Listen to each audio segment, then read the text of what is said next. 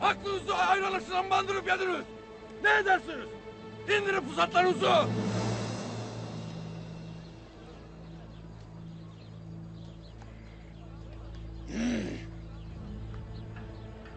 Çek git kardeş. Başımıza bela olma. Bulacaksınız siz belayı. Bulacaksınız.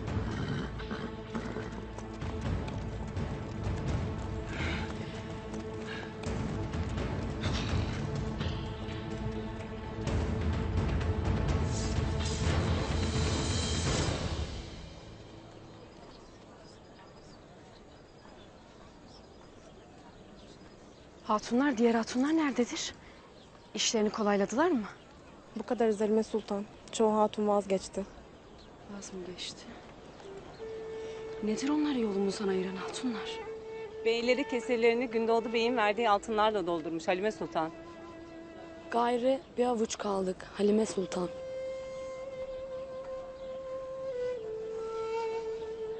Bir de olsak, bin de olsak hayallerimizden caymayacağız. Bilesiniz ki yeminlerini altınların parıltılarına değişenler hiçbir vakit muzaffer olamayacak. İmdi bu obadan başımız dik, alnımız ak çıkıp istikbalimize doğru yola koyulacağız.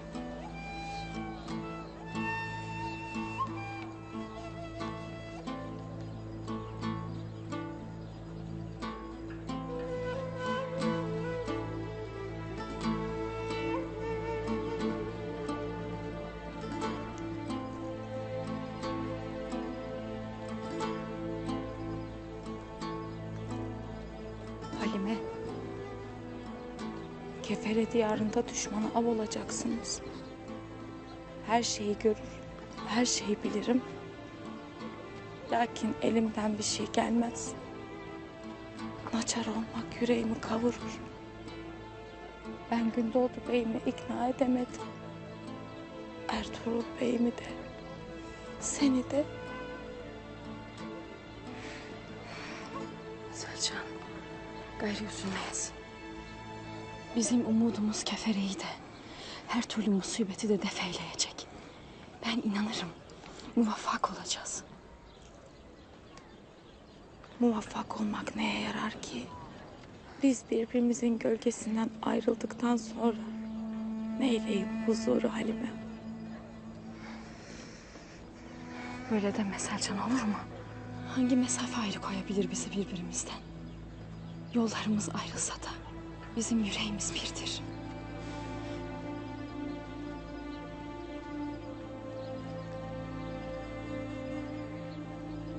Bunları gündüzüme giydiririz. Ayacıkları üşümesin.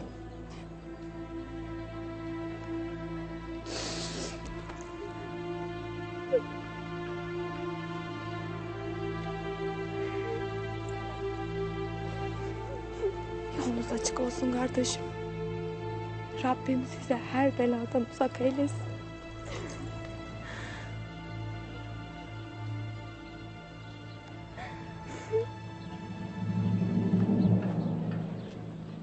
Ertuğrul'un gitmesi her iki oba için de hayırlı olacaktır.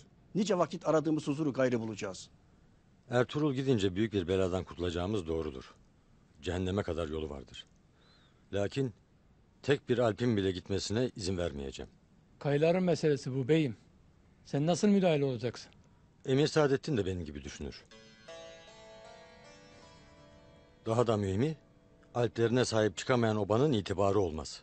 Buna müsaade etmeyeceğim. Nasıl beyim? Nasıl yapacaksın bunu?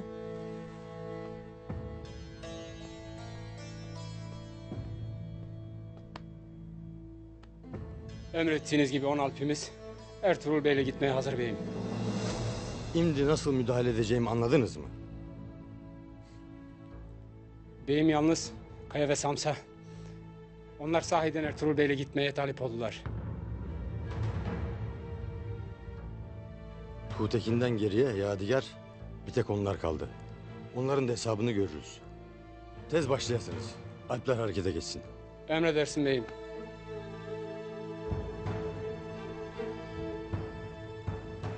Ertuğrul'un kolunu kanadını kıralım hele.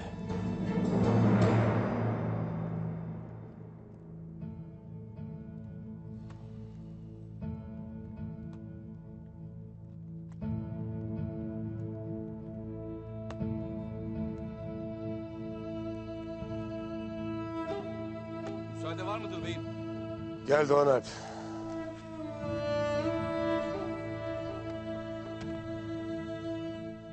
Göç ahalisi hazırdır beyim. Rahmetli Tuğtekin Bey'in altları Samsa ile Kaya. Onlar da bizimle gelecektir. Peşlerinden 10 Dodur Galp'i de bize katılacaklar.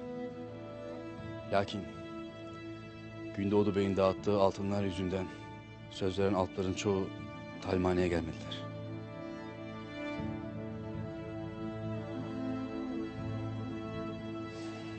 O vakit yolumuzda daha tedbirli olmamız gerekmektedir.